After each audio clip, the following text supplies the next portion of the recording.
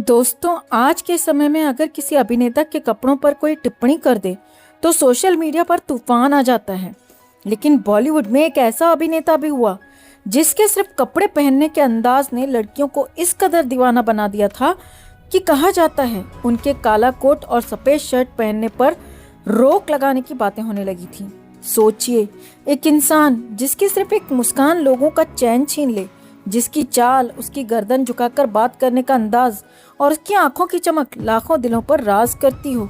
लेकिन दोस्तों, जिस आदमी पर पूरी दुनिया फिदा थी, उसकी अपनी जिंदगी अधूरी मोहब्बतों, तन्हाई और संघर्ष से भरी हुई थी। आज हम बात करेंगे बॉलीवुड के एवरग्रीन हीरो देवानंद की, और यकीन मानिए इस कहानी में वो सब कुछ है जिसे सुनकर आपको लगेगा कि देवानंद सिर्फ अभिनेता नहीं थे, वो अपने आप में एक पूरा दौर थे।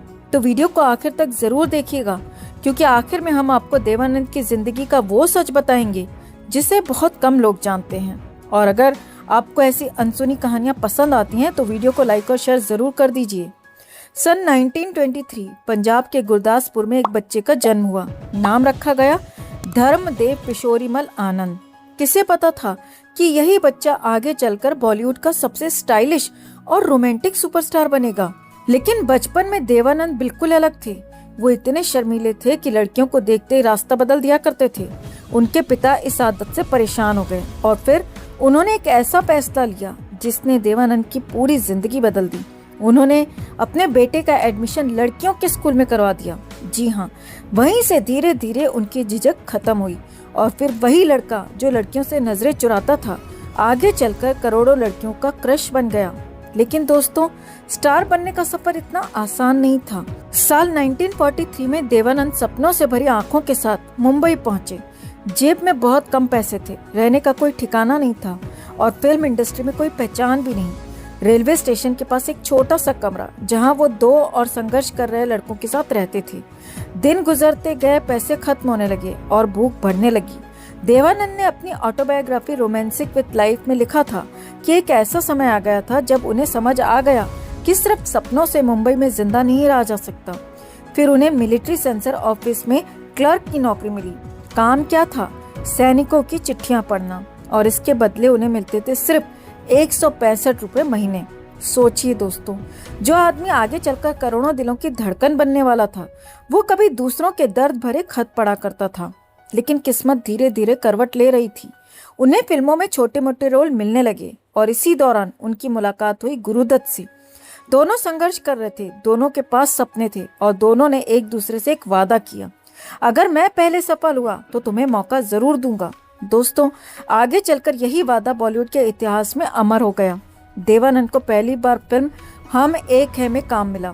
फिल्म फ्लॉप हो गई, लेकिन देवानंद ने हार नहीं मानी। फिर एक दिन मुंबई की लोकल ट्रेन में उनकी मुलाकात फिल्म निर्देशक शाहिद लतीफ से हुई। उन्होंने देवानंद को बॉम्बे टॉकीज बुलाया। वहीं उनकी मुलाकात हुई अशोक कुमार से और फिर उन्हें फिल्म जिद्दी में हीरो का रोल मिल गया।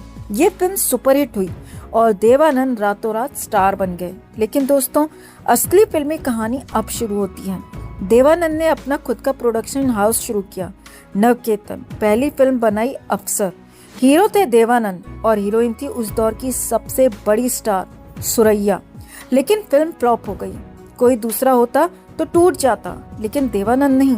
उन्होंने फिर एक नई फिल्म बनाई, बाजी, और निर्देशन की जिम्मेदारी दी अपने दोस्त गुरुदत्त को।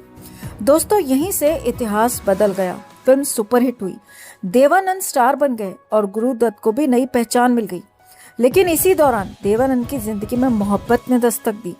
फिल्म अफसर की शूटिंग चल रही थी। एक सीन में नाव का इस्तेमाल होना था। अचानक शूटिंग के दौरान सुरैया पानी में गिर गईं। सेट पर अफरा तफरी मच गई। लेकिन तभी देवानंद बिना कुछ सोचे पानी में कूद पड़े और सुरैया की जान बचा ली। बस यहीं से शुरू हुई बॉलीवुड की सबसे खूबसूरत प्रेम कहानियों में से एक।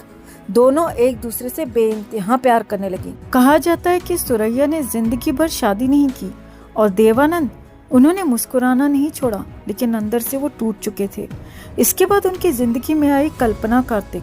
दोनों ने शादी की, कुछ साल साथ रहे, लेकिन फिर रिश्तों में दूरियां आने लगी। उधर देवानंद का स्टारडम लगातार बढ़ता जा रहा था। सीआईडी, पेइंग गेस्ट, काला पानी, मुनीम जी, गैम्बलर, तेरे घर के सामने, एक के बाद एक सुपरहिट फिल्में। और फिर आया वो दौर जब लड़कियां देवानंद को देखकर पागल होने लगीं। दोस्तों, कहा जाता है कि जब देवानंद सफेद शर्ट और काला कोट पहनकर बाहर निकलते थे तो लड़कियां उन्हें देखने के लिए छतों से कूद पड़ती थीं, कुछ बेहोश हो जाती थीं और कुछ उनका पीछा करते करते सड़कों तक पहुंच जाती थीं। स्थिति इतनी पागलपन भरी हो गई थी कि उनके इस पहनावे को लेकर शिकायतें तक होने लगी। यही वजह है कि आज तक देवानंद के काले कोट वाला किस्सा बॉलीवुड की सबसे मशहूर कहानियों में गिना जाता है। लेकिन दोस्तों, देवानंद सिर्फ रोमांस के राजा नहीं थे, वो बेहद जिद्दी और बेखौफ इंसान भी थे। साल 1970 में उन्होंने निर्देशन में कदम रखा। पहली फिल्म प्रेम पुजारी थी जो सफल नहीं हो सकी, लेकिन इसके बाद आई हरे रामा हरे कृष्णा और इस फिल्म ने तहलका मचा दिया। यहीं से जीनत अमान भी रातों रात स्टार बन गई। उस दौर में देवानंद और जीनत अमान के रिश्तों की खबरें भी खूब चर्चा में रहीं। लेकिन दोस्तों, एक बात देवानंद की जिंदगी में कभी नहीं बदली, उनकी कोई मोहब्बत पूरी नहीं हो सकी। फिर आया देश का सबसे विवादित दौर, इमरजेंसी। देवानंद ने खुलकर विरोध किया। सरकार ने उन्हें एक राजनीतिक कार्यक्रम में बुलाया, लेकिन उन्होंने जाने से इनकार कर दिया और फिर कहा जाता है कि दूरदर्शन और रेडियो से उनके गाने और फिल्में हटाई जाने लगी। लेकिन देवानंद झुके नहीं, वो दिल्ली पहुंचे और सीधे अपनी बात रखी। इतना ही नहीं, उन्होंने अपनी राजनीतिक पार्टी तक बना डाली, नेशनल पार्टी ऑफ इंडिया। उन्होंने सोचा था कि लोग उनके साथ आएंगे, देश बदल जाएगा, लेकिन राजनीति शायद उनके लिए नहीं बनी थी। कुछ समय बाद उन्होंने पार्टी बंद कर दी और फिर फिल्मों की दुनिया में लौट आए। दोस्तों, समय बदलता गया, राजेश खन्ना आए, फिर अमिताभ बच्चन का दौर आया, लेकिन देवानंद का अंदाज कभी पुराना नहीं हुआ। उनकी चाल, उनकी मुस्कान, उनका सिर हिलाकर डायलॉग बोलना, सब कुछ लोगों के दिलों में बस चुका था। और सबसे बड़ी बात, 88 साल की उम्र में भी उन्होंने बतौर हीरो फिल्म की चार्जशीट। सोचिए दोस्तों, जिस उम्र में लोग बिस्तर पकड़ लेते हैं, उस उम्र में देवानंद कैमरे के सामने खड़े थे। शायद इसीलिए उन्हें एवरग्रीन हीरो कहा जाता है। 4 दिसंबर 2011 लंदन में देवानंद ने आखिरी सांस ली। लेकिन सच कहें दोस्तों, कुछ लोग कभी नहीं मरते, वो अपनी फिल्मों में जिंदा रहते हैं, अपने अंदाज में जिंदा रहते हैं और लोगों की यादों में हमेशा सांस लेते रहते हैं। देवानंद भी उन्हीं लोगों में से एक थे, एक ऐसा इंसान जिसने गरीबी देखी, भूख देखी, टूटा हुआ प्यार देखा, राजनीति देखी, स्टारडम देखा, लेकिन जिंदगी से मोहब्बत करना कभी नहीं छोड़ा। दोस्तों, अगर आपको भी लगता है कि देवानंद जैसा स्टार दोबारा पैदा होना मुश्किल है, तो वीडियो को लाइक और शेयर जरूर करिएगा और कमेंट में जरूर बताइएगा देवानंद की आपकी सबसे पसंदीदा फिल्म या गाना कौन सा है। चैनल पर नए हैं तो सब्सक्राइब और बेल आइकन जरूर दबा दीजिएगा, क्योंकि हम आपके लिए ऐसी दिल छू लेने वाली और अनसुनी कहानियां लेकर आते रहते हैं।